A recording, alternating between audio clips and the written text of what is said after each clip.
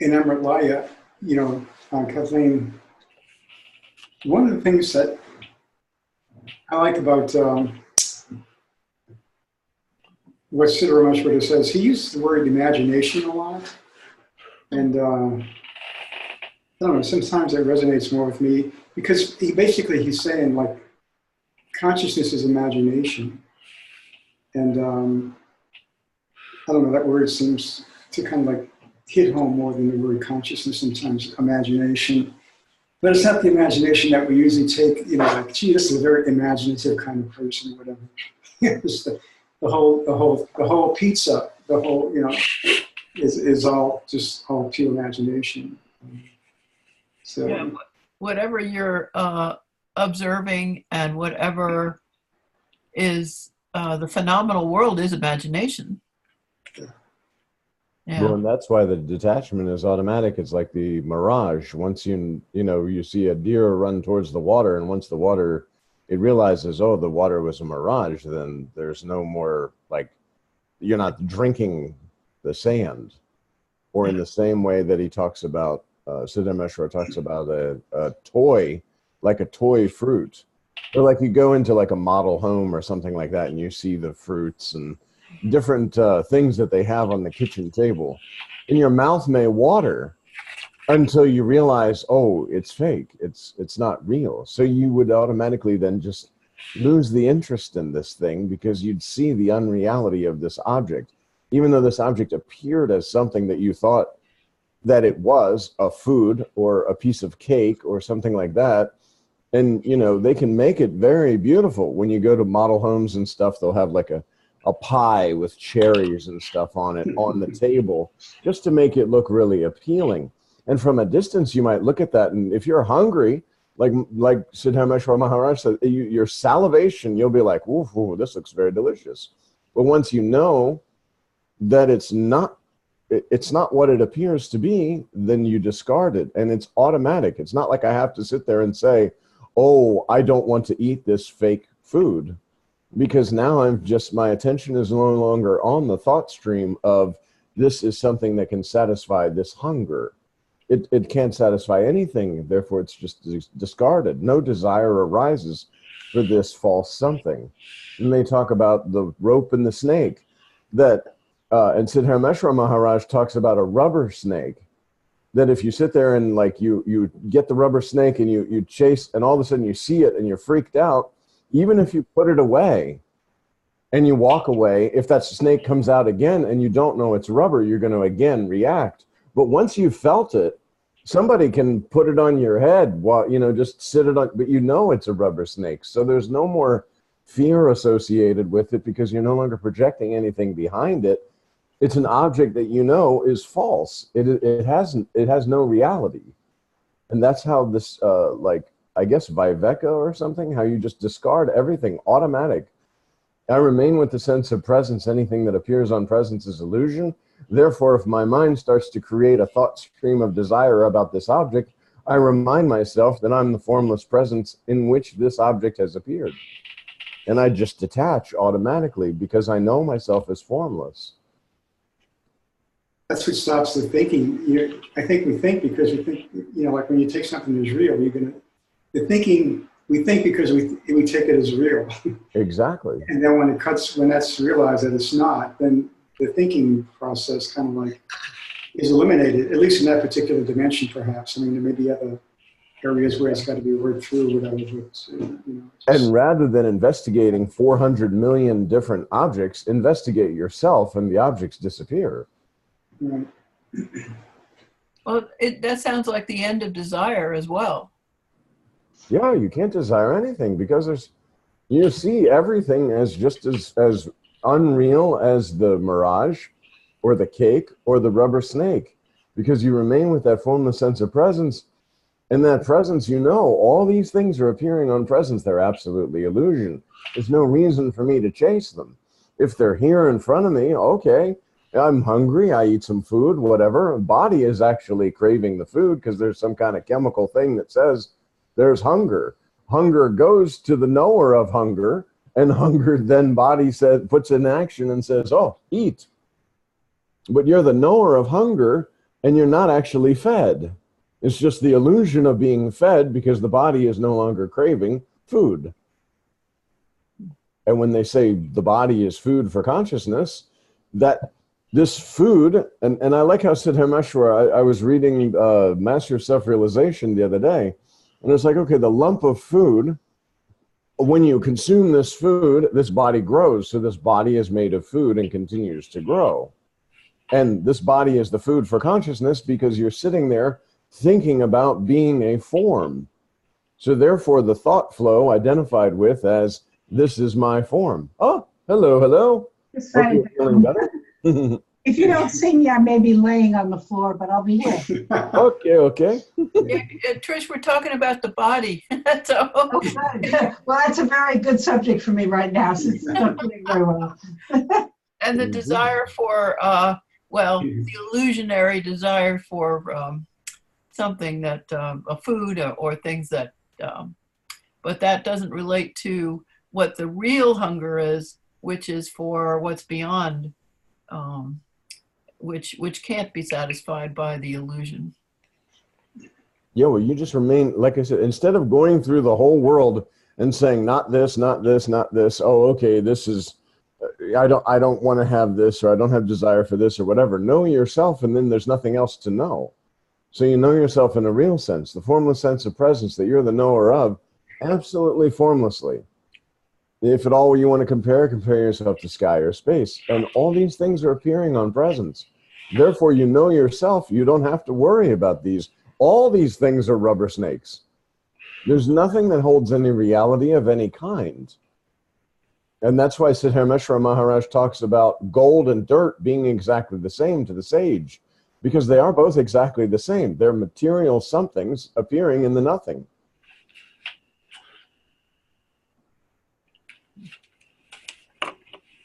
I had a motto for the day. I'm having a dream. That was my motto. Good, good. Just, I mean, you know, like that's basically it. I mean, whatever it is, I'm just having a dream, you know, regardless. And nothing is happening. You know, like, you know, it's like sometimes, you know, like it snaps in and then you get that whole picture, you know, like just you kind of wait, you sort of like, you're the knower of that sense of presence, as you say, you know, you're there, but kind of like that is what's happening. But at the times, you know, it's like being involved in it. And then, you know, like I'm having a dream is basically kind of like a way of snapping out of it, you know. But one of the things that Nisargadatta, you know, he mentions a lot about, you know, like knowing the source of consciousness. And I was reading Ranjit, he said that, you know, the source of consciousness is the forgetting or the ignorance of the ultimate reality, basically. The illusion of existence, the I am. Yeah. The I exist. I exist is projecting everything. That's the spontaneous presence that you are the knower of that projects all this stuff. And the consciousness is basically because of this I exist. And then boom, just like you lay down at sleep at night, and as soon as you start to sense your existence in that kind of formlessness of your sleeping state, boom, dream world is projected. So the source of consciousness is I exist. And I exist would be the forgetting of the ultimate reality.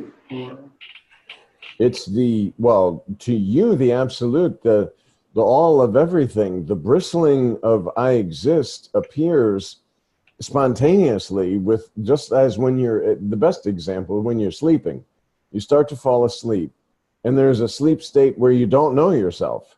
Then all of a sudden in sleep, there's the sense of existence that arises. Boom. As soon as the sense of existence arises, the dream world or the dream consciousness is projected. In the same way of the waking state consciousness, when this is hit of I exist, boom, it creates this consciousness. Now you as a body, you identifying as a body, as a sleeping and a waking individual, are an object inside of the consciousness that is appearing to you. And it's because you have this sense of existence. This I am, when you trace it back, that's the source. That's the knower of the sense of presence, which then there's nothing more to know. And when the sense of presence is gone, that knower is still knowing, but nothing to know. Only you know anything when there's something other, and the sense of existence appears, consciousness is projected, all the objects in consciousness of which you believe you're one, create the dream world or the waking dream world. And both have appeared to you are the nothing. The something is I exist, dream consciousness, and then nothing, which you would call maybe deep sleep or something like that, in that same example. In the reality-wise, if it's just nothing and then boom, something appears in the nothing. But that something appears in the nothing because of the sense of existence that arises. The sense of existence arises and clicks with the body. Then you say, I am this. But you can't say I because you don't have an instrument through which to say I. And going back one step further without the consciousness, you have no idea that you are existing because there's nothing other than your own selfless self to have existence. And yet existence appears to that did not know existence. Now there's a knowing. So you have knowledge and ignorance that are basically that baseline that appear to you. The great causal body that you are the knower of. Yeah, I think, Mr. Sagarnath, doesn't he say something about there's got to be something there to be reflected off of the knowing? Yes. You know, it's like a... Exactly. Yeah. Yeah, there has to be a continuous you to wake the you, illusory you, as an object in consciousness up. Otherwise, how would you wake up? You'd have no baseline of something waking up. You experience waking up, but you, the one who's experienced waking up, doesn't sleep. Waking appears on you. But without that, just like birth and death, this I am, this sense of existence, this sense of presence appeared to you, but when the body goes away, then you won't have that sense of existence. It's finished, but you still exist because existence appeared to you, and after existence, you still exist. If you didn't exist, existence could not appear to you, because there'd be nothing there. But you are the nothing that the something appeared to. If that nothing wasn't there, then something couldn't appear to that nothing. It's kind of hard to grasp if the nothing wasn't there. Well, the nothing something has to be there. You are prior to every state. Right. Every state appears to you. So waking, dream, the whole concept of deep sleep and all these different states appear to you. When they're gone, you are. And that's why, you close the eyes and you go back, even without thoughts, you are. Then there's the void, but you're the witness of the void, so you are. Whether there's knowledge or ignorance, there's still you. And then there's nothing that you can see as you because you are that. Yes, understanding that, like that, there's got to be something there for this whole thing to be here. So Yes. to really know that, that's how you can really die in peace, I think. When you're really absolutely certain of that, it takes away, like that. Because it's just a lump of 5 elements that's dying, and you're no longer believing yourself to be those 5 elements, but you can do that now, remain with your formless state as the holder of the body, so whether the body's there or not, you are. You know this. Once you know yourself as that sense of presence, it's just, there's nothing. How can this body affect this? I might not feel this anymore, but this is. Like, there's nowhere for this to go. And that's why when you say, I am that, or you are that, that is that you are. And everything is appearing on that spontaneous presence. That's why the meditation is so important, just to be able to touch that sense of presence just a little bit, and then you crave the sense of presence more than anything else. You dip the body in the nectar of immortality and sip on that nectar all day long. That nectar of immortality is spontaneous presence. This sense of presence, it's absolutely formless. It has nothing to do with form. And again, in the religiosity wise, you say, oh, this is the presence of God. Okay, this presence is the presence of God, but then you can identify that this presence has been called God, Brahman, Atman, Paramatman, Master, and except your selfless self, this sense of presence, there is no God, there is no Master, there is no Paramatman, there is no Brahman, there is no Atman, there is no nothing other than the sense of presence that you are. And so God appears in you. Well, God is a concept based on your body identity. Yeah. You're thinking that there's something other than that's out there rather than your own selfless self. Right. Yeah. And it's okay. Religiosity wise, you know, the Christians and all the Muslims and all these guys, they're wanting to get that sense of presence, to be, you know, guided by the Holy Spirit or something like this. So you're feeling this sense of presence, and you believe, when you're in the duality of the idea of separation because you're in a body form, that this sense of presence that you're sensing is something other than yourself, that is God.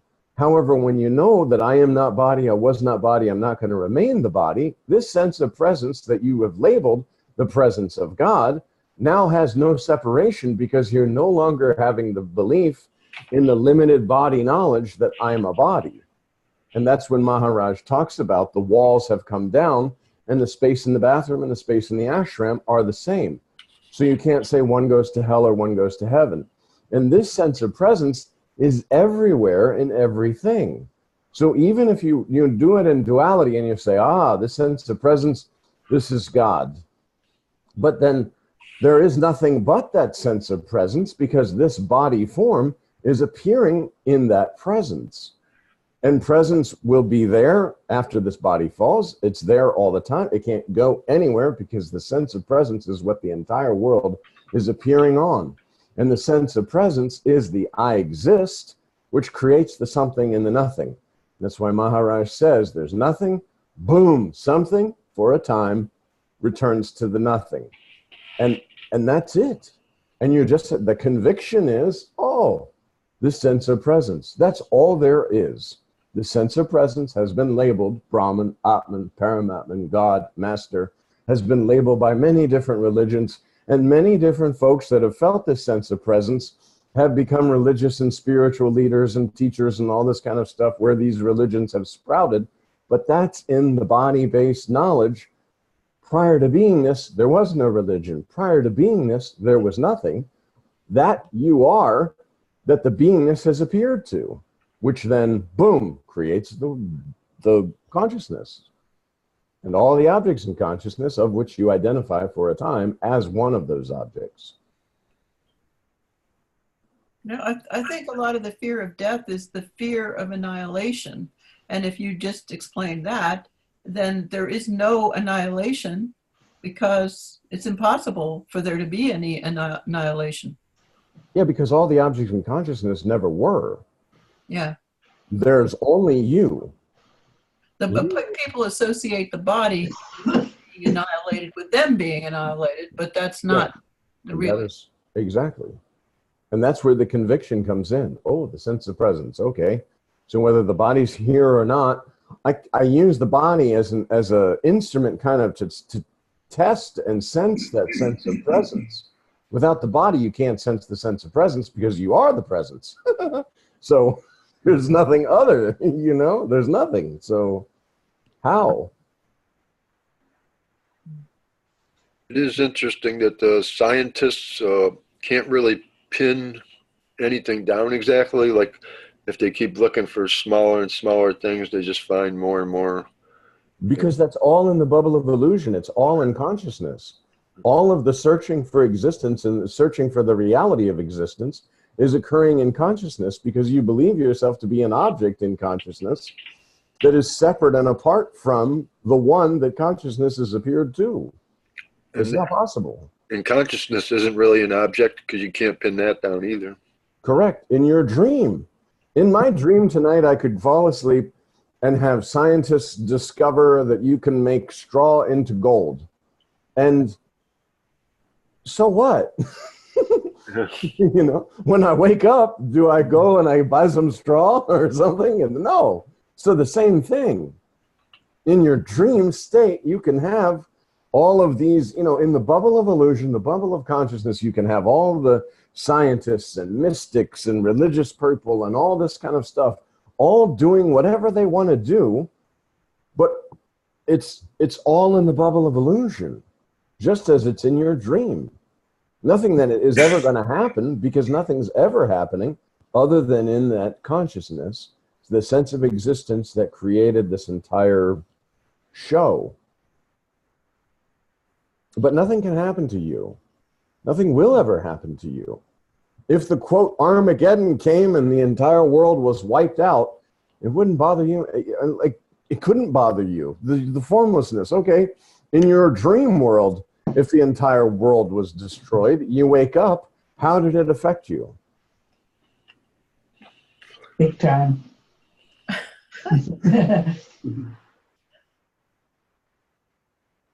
You just have to know yourself without body. There's no individual personality, individual nothing, nothing, nothing, nothing, nothing. A bunch of, and this is how easily you can do it, a lump of 5 elemental goo came about and started eating more goo and grew, and you attached yourself to this lump of goo and said, I. Now, you didn't have the capacity to say I because there was no instrument to say I. Presence took this body and said, I. Oh, this is me. And again, you were told, Mom said, oh, this is you. And you go around thinking this is you. But this is not true. This is 5 elemental goo combined into a nice form. But again, ants are the same form, and dogs and cats, and they all reproduce. You get a whole line, assembly line of cats, a whole assembly line of dogs, whole assembly line of flowers, people, whatever. It's kind of almost like a breeding ground for self-contradiction when you try to confirm a concept as being real. Like, for instance, the terms Atman and Brahman, they say they're the same thing, but they also speak of them as if they're different. Only with the body. Only when you came across with the body did you know these terms, Atman, Paramatman, and all that. Yeah. And those were all based on body-based knowledge. People trying to describe something based on a body, based on being a separate individual. Prior to being this, none of this was. That's what I mean. It's a breeding ground for contradiction, kind of. Yeah, because anytime you have a body and you start to believe yourself to be a body, you're in subject-object relationship of this is me and that's that. This is not true. That is that, and all this is appearing in that. And there is no you as an individual. You are what all of this is appearing in, or through, or to, or whatever you want to call it. You're the formless reality, the sense of presence that you can sense through body form.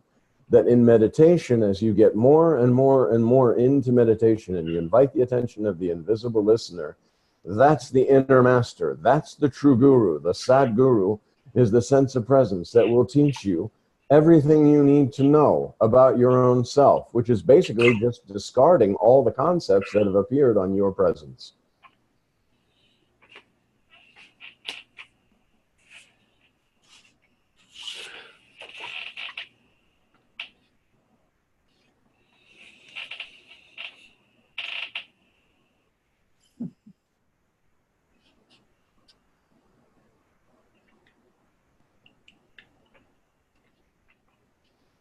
So who is the dreamer exactly? For instance, you know, like I know I read one time Ramesh Balsekar said that we are being dreams.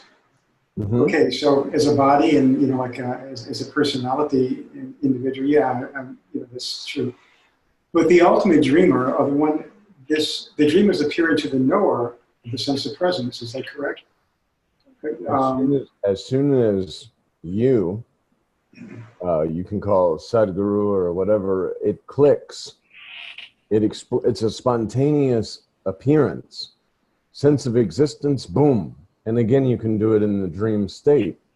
Who is it that's dreaming when you're asleep? It's not Andrew that's dreaming. Who's Andrew when he lays down in the sleep and the dream appears? The dream is appearing to Andrew, but he's not appearing to Andrew body or mind or intellect, ego, nothing. It's just boom. Sense of existence projects the dream world in consciousness, and waking state consciousness is the same. It just projects that. So there isn't really a knower or a dreamer. It's just a spontaneous happening because the sense of presence has arisen.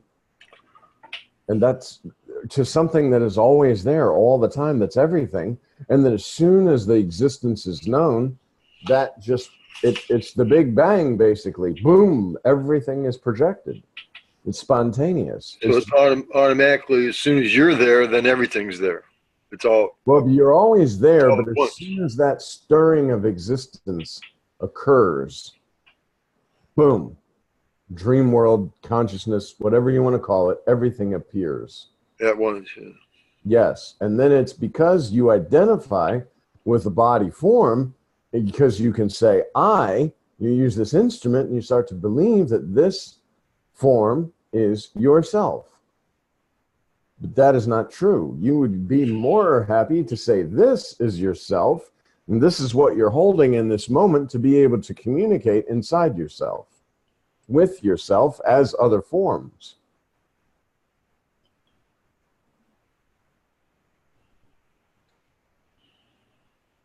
That's why like Maharaj says, throwing away all the spiritual concepts, all of those were little stepping stones. The Bhagavad Gita, the selfless self, master of self-realization, all the Bible, everything was stepping stones to get you to know and recognize yourself. And that's it then. Then you don't need any of those things because you know yourself directly. You know yourself in a real sense. So none of these things are needed anymore. There's no need to find out which Atman or Paramatman or which guna or any of those. That's why Maharaj, even when he talks about the gunas, he says, okay, there's sattva, raja, tamas, but forget about the gunas. That's body-based knowledge. So, okay, there's these things. There's all this spiritual studying, and there's chakras and all these kind of things based on body. But once you identify yourself and know yourself in a real sense, none of those things are of any value whatsoever. Now you just remain, and I think Nisargadatta Maharaj says, remain with the I am. The I am will teach you everything. There's no need anymore. You only, after you've invited the attention of the invisible listener, the sense of presence is starting to be felt. That's all you need. And once you know yourself, you will have the conviction, oh, so that I am that presence that everything's appeared to. Oh my goodness. So that means that none of this is of any value whatsoever. And yet, now I can really enjoy my dream because it's here. So I'm here in this dream and doing this, doing whatever this body is going to do until the time comes when this body is no more. So be happy. But you can't worry about anything. Worry about what? What? Nothing. Nothing's happening. Your presence. There's formlessness. And then, you know, in the Bhagavad Gita it talks about you can't be cut or burned or divided or anything because you're formlessness. And all these different books, all these different religions are to bring you to this state of knowing yourself in a real sense. And that's why they talk about, too, the practice. After spontaneous conviction, after you know yourself in a real sense, and this sense of presence is the only thing that your eyes are on ever, then there is no practice. There's no need to do any practice. Now, quite frankly, practice seems to happen automatically. There's bowing to the master, selfless self-devotion is using this body now to devote and worship your own self. in the form of otherness so that that worship can actually be kind of, I don't know what you want to call it, like selfless self-devotion. And this is, yeah, this is exactly self-love, I guess, basically automatic. There's just the automatic desire to want to bow to the masters, but not bowing to a master as a physical body form, bowing to the master as your own selfless self. I think Ramakat Maharaj has said this before. You're not bowing to him, you're bowing to selfless self. And you're using this body form to bow to that body form as selfless self. Just as when I first went to India, the thing was, I felt the sense of presence, and I was going to India to surrender. Because at that time I still understood everything in the duality of you and me. I was going to surrender to that sense of presence. I wanted to let that presence know that I'm so grateful for this, that this knowing, this, I surrender completely. And Maharaj said very simply, oh, you are not body, you were not body, you're not going to remain body. So this presence, there's no separation in this presence. The speaker and listener are one. And that hits home. Like, oh, I'm feeling this sense of presence and saying that it's otherness, or even that I understand that it can speak through another body form. And that body form that it's speaking through says, you are not body, you were not body, you're not going to remain body. So therefore, if I'm not body and this sense of presence is, then so that I am that. And that's it. The masters, all the different masters, I mean, they're just different faces of the selfless self. Oh yeah, but there's nothing other than you. Yeah. Yeah. You, the selfless self, you that you are masquerading and providing all the entertainment for all these different various forms. And forms are being created and destroyed all the time, and you're kind of providing the space for that to occur. And so is the person in the grocery store. Well, everybody, yeah. Because, see, that's a cool thing, too. As you're still believing yourself to be a body form, you can have recognition in the projection. You can begin to see others, like the cashier or something, as your own self, and that'll reflect. You'll feel this very nice pull of presence to presence while you're still using and believing yourself to be a body, and the idea of separation. You can feel this presence as almost a magnet between the two forms. Yeah. Yeah. I guess that could also happen between somebody who's not a friend. Anybody, yeah. Because you just know. See, what we talked about before, the conviction is, okay, oh, so that I. But now you know. So now you know. See, you have to put that into action. You have to step forward. Like you said, the person in the parking lot who's parked a little bit too close to your car, you're asking your own self in that form to please, and see if you don't have any thoughts going through your mind about something, then the scenario that's being created is peace. Because you're not posing yourself as anything. We talked about how Osho said the empty boat. If you're sitting in a lake and an empty boat bangs into you, you might look just for a second, but when there's no one in the boat, you can't get upset. However, even if there was the nicest people in the world in the boat and they hit your boat, you have an object of which to express your distaste or whatever for the people. But always it's an empty boat. Yeah.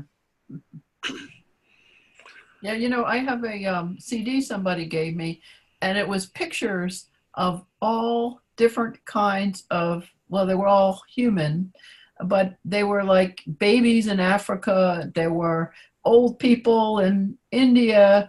There was, you know, every single shape, size, age, race of person in this video.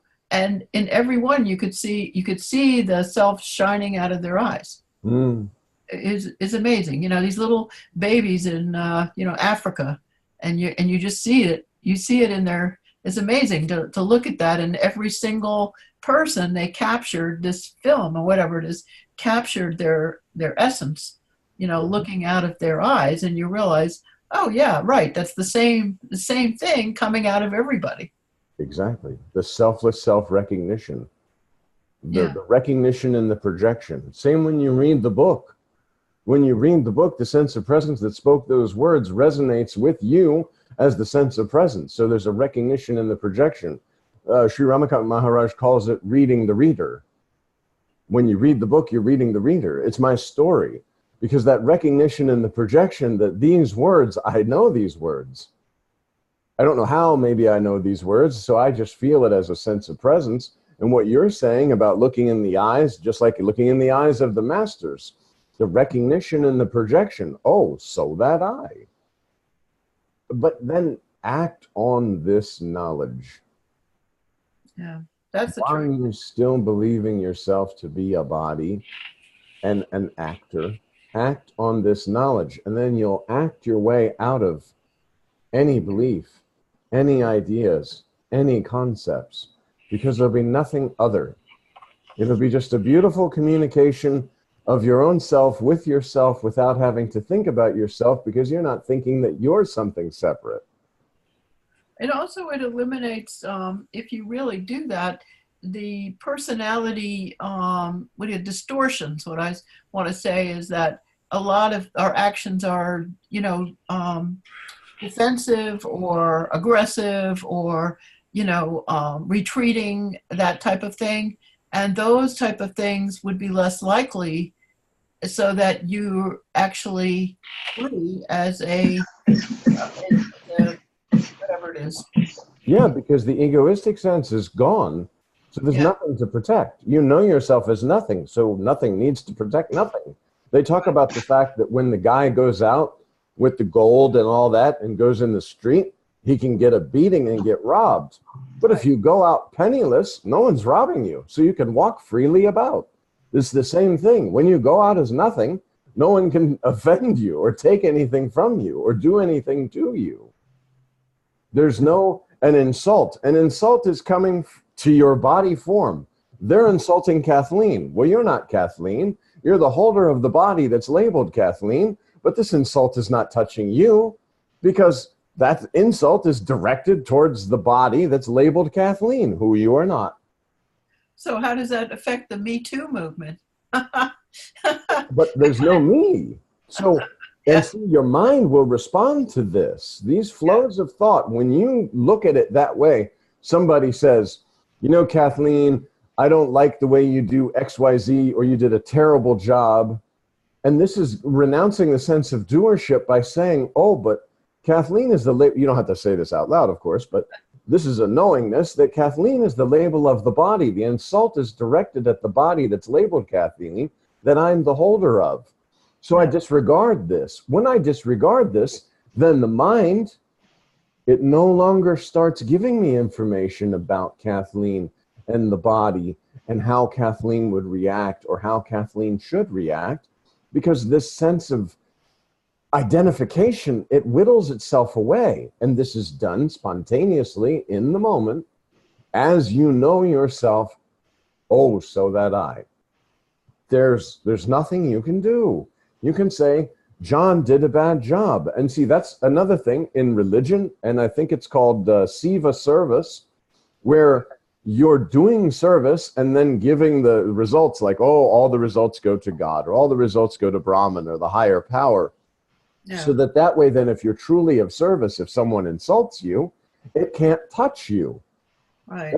That's why Nisargadatta Maharaj says, if you say I'm a very bad saint, okay.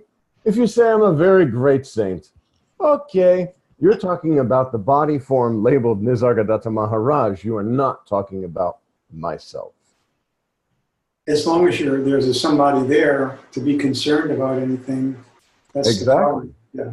Well, and you'll know that if you're observing your mind, and you should be able to observe your mind completely kind of detached from it and see, oh, look, that's why all the people that disturb you are your greatest projections, because they're showing you where you're still holding on to an identification as an Andrew that's getting upset about something. When you're nothing, there's nothing that can upset you. How? What? There's no concerns for any. Exactly. You put your face up on Facebook and on a picture, and you get 400 unlikes, or I don't know. Do they do the thumbs down? But like, you know, you get 400 thumbs down. Watch the thought process. Watch the thought process of like 100 thumbs down. You're like, whoa, and 200 thumbs down. Oh, and watch that thought process and know that you're separate from it because you're observing it. Then also look at the picture and say, they're thumbs downing the image of the body that's labeled Kathleen or labeled Andrew or labeled John. They can't thumbs down me as my selfless self. As everything and all things, I'm untouched by these 400 down likes. I don't know if they do down likes. I think it's only likes, but No, there's these emojis that have these ugly faces on them. Okay. An angry emoji. There you go. So you get an angry emoji, 400 angry emojis when you're just sitting there, hi. And these are the things, and you see this, and then you see where, okay, you know what? More meditation, more contemplation of remaining with my selfless self, remaining with the presence, because I'm still affected by the illusion. Because I still believe that that rubber snake is not rubber. It was yesterday, but it might not be rubber today. But it's always a rubber snake. And the rubber snake, you should be able to just take it with you everywhere, on the bus, everywhere you go. Just have this little rubber snake, because he's rubber. And you just have to know this. It's absolutely illusion. Everything is illusion. And all the people that appear to be bothering you in any way or giving you bad news or whatever, they're not giving you bad news. They're giving Kathleen, the body labeled Kathleen, or the body labeled Trish, or the body labeled Sandra or Keith. They're having something to say about that body that's labeled this. They're not saying anything about me. Because how and what can stick to formlessness? And how can you insult formlessness? Oh, I don't like how formless you're looking today. What? There's nothing. Presence. The image that's projected on the screen of all of us speaking. Presence is actually doing the speaking and listening and talking, and these body forms are just moving about and speaking and listening. They're labeled for convenience so that conversations can happen. But it's all you.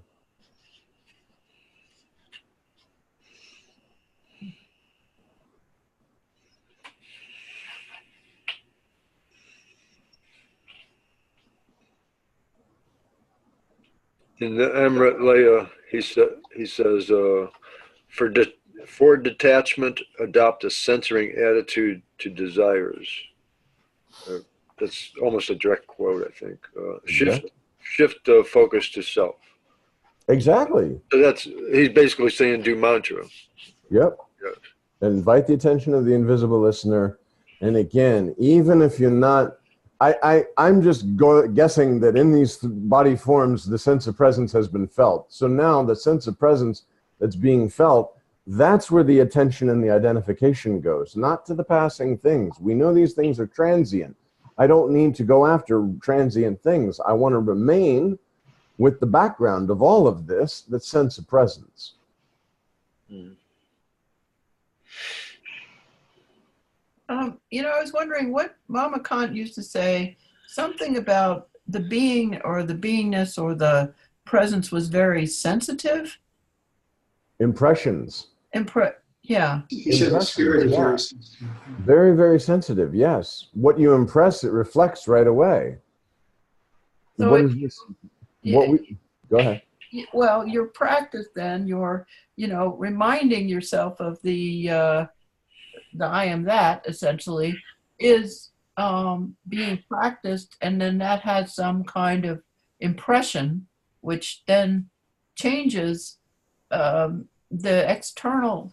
I mean, it's from the inside out. So, whatever the experience of the body is could change because of the fact that the emphasis is now on the reality rather than the illusion. Exactly. That's why Maharaj says you're refreshing your memories. Yeah. Your memories are, oh, sense of presence. That's reality. All these things that are appearing are illusory. I forgot myself and got entangled in this illusory world and began to believe that the rubber snake was a real snake.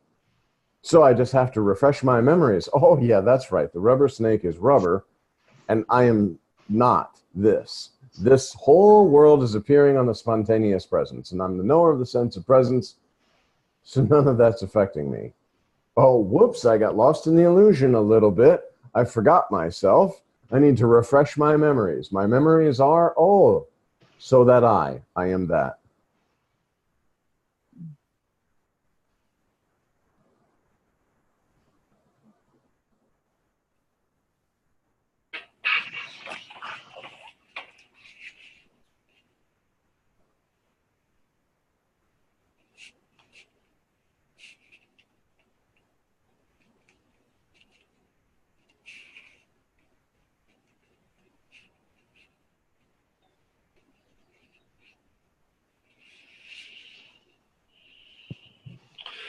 Well, right on time again. It looks like a good time to stop, yes? Yes. Okay. Thank you. Thank you, thank you. Okay, thank you. Good. Thank you. Good day. Okay, see you next week. Thanks a lot. Bye-bye.